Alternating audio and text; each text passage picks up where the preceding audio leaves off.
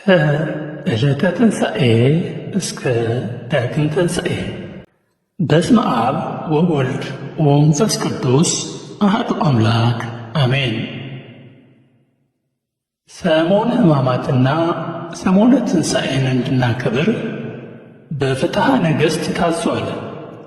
እስመ ሰሞነ አብይ ሰሞነ ሕማማት እንተ ትተልወሄ ሰሞነ ትንሣኤ ወዘትፈቀድ ከመ ነአምር እስመ ዘሐመናሁ ትንሣኤ ሲል ፍትሐ ነገሥት አንቀጽ 19 የሰሞነ ትንሣኤ መጨረሻው 8ኛው ቀን ዳግም ትንሣኤ ነው ይላል። ጌታችን መድኃኒታችን ኢየሱስ ክርስቶስ የተነሳው አንድ ጊዜ ነው። ታዲያ ለምን ዳግም ትንሣኤ ተባለ? ዳግም ትንሣኤ የተባለበት ምክንያት በአከባበር በሥርዓት የመጀመሪያውን ትንሣኤ ስለሚመስል ነው። የትንሣኤ ዕለት የሚባለው ቃለ እግዚአብሔር ሳይለወጥ በሙሉ በዚህ ቀን ይደገማል። ከዚህም ሌላ 2 መጠሪያ ስሞች አሉት። እነዚህም ፈጸምነ አግብአተ ግብር ይባላሉ። ፈጸምነ የተባለበትም የሰሞነ ትንሣኤን በዓል አከባበርን ፈጸምን ማለት ነው። አግብአተ ግብር የተባለበትም ጌታችን ኢየሱስ ክርስቶስ አበ ወአብየ ግብረ ዘወሀበከኒ ፈጸምኩ፣ እኔ ልሠራው የሰጠኸኝን ሥራ ፈጽሜ በምድር ላይ አከበርሁህ ዮሐንስ 17-4። ከቅዳሴ በኋላም ሊቃውንት በዚሁ ቀን ስለሚዘምሩ ነው። በመጨረሻም የሐዋርያው ቶማስ ምስክርነት የሚታሰብበት ነው። ደቀ መዛሙርቱ በዝግ ቤት ሳሉ ዳግመኛ ከ8 ቀን በኋላ ቶማስም ከእነርሱ ጋር ሳለ ደጁም ተዘግቶ ሳለ ጌታችን ኢየሱስ ክርስቶስ መጥቶ በመካከላቸው ቆሞ እንዴት ሰነበታችሁ? አስታርቃችኋለሁ አላቸው። 2 ሰዓት አልፎ ስለመጣ እምድኅረ ስሙን አለ እንጂ በ8ኛው ቀን ሲል ነው። በመጀመሪያው መገለጡ ያልተገኘው ሐዋርያው ቶማስ ትንሣኤውን አላመነም ነበርና ጣትህን ወደዚህ አምጣ፣ እጆችንም እመን እንጂ ተጠራጣሪ አትሁን አለው። ቶማስም መለሰ፣ ጌታዬ አምላኬ ሆይ አለ። መዳሰሱን ሲያይ ጌታዬ፣ ማቃጠሉን ሲያይ አምላኬ አለ። ገቦ መላእክቱ የዳሰሰች እጁ ሕያው ሆና በሕይወት ትኖራለች። በህንድ አገር ከታቦቱ ጋር በመንበሩ ላይ ያስቀምጧታል። በዓመት እመቤታችን በዓል በአስተሰርዮ ሊያጥኑ ሲገቡ የሚሾመውን ወጥታ ቀኝ እጁን ትይዘዋለች። ዓመት አገልግሎ ያርፋል።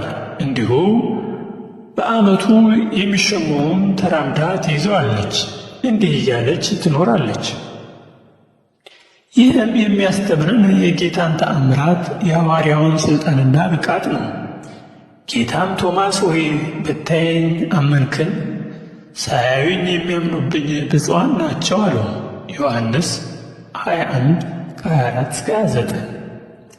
እንዲሁም ከዕለተ ትንሣኤ እስከ ዳግም ትንሣኤ ባሉት ዕለታት በቅድስት ቤተ ክርስቲያንና የሚፈጸመው መንፈሳዊና ሐዋርያዊ አገልግሎት ልክ እንደ መጀመሪያው የትንሣኤ ሥርዓት ሆኖ ይከናወናል።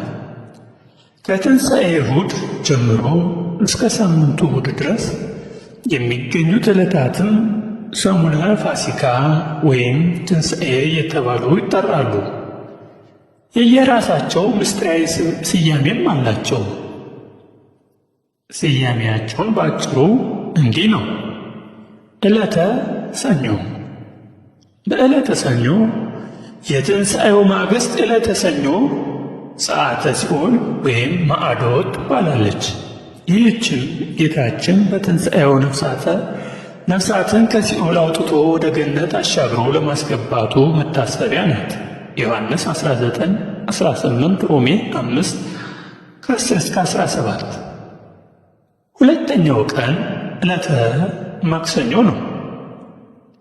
ይህች ዕለት ለሐዋርያው ቶማስ መታሰቢያ ትሆን ዘንድ ቶማስ ተብላ ትጠራለች።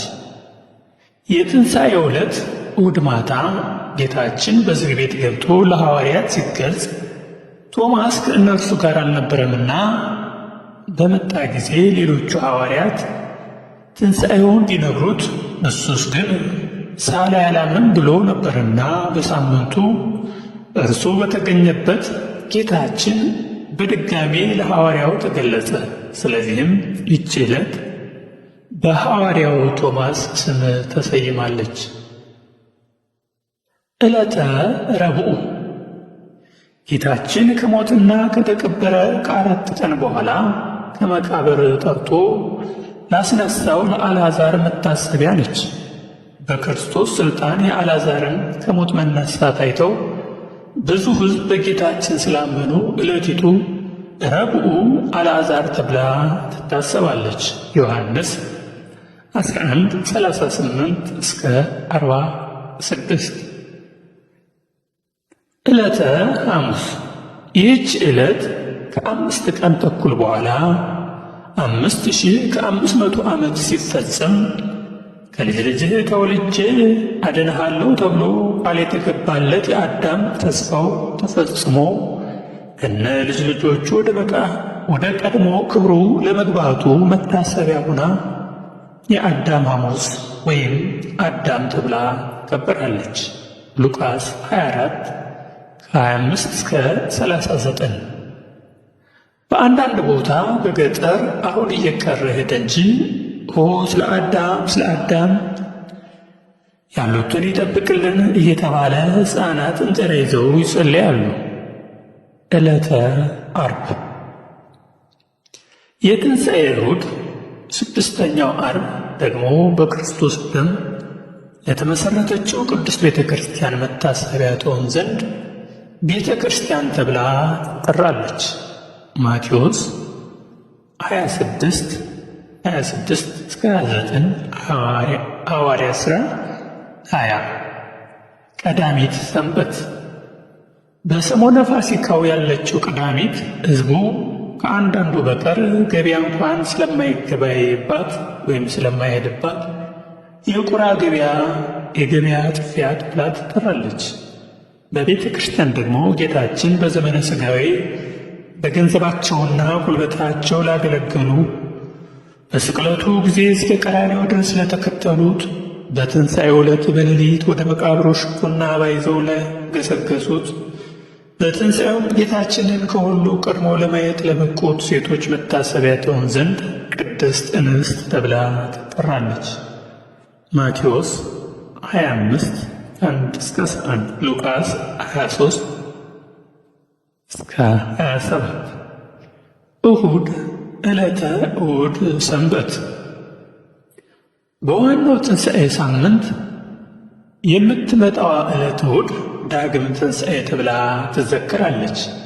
ከላይ እንደተጠቀሰው ጌታችን በትንሣኤው ዕለት ማታ በዝግ በር ገብቶ በቅዱሳን ሐዋርያት መካከል ተገኝቶ ሰላም ለሁላችሁ ይሁን በማለት ትንሣኤውን ሲገልጽላቸው ሐዋርያው ቶማስ አልተገኘም ነበርና በኋላ ከሄደበት ሲመጣ ጌታችን እንደተነሳና እንደተገለጸላቸው ሐዋርያት በደስታ ሲነግሩት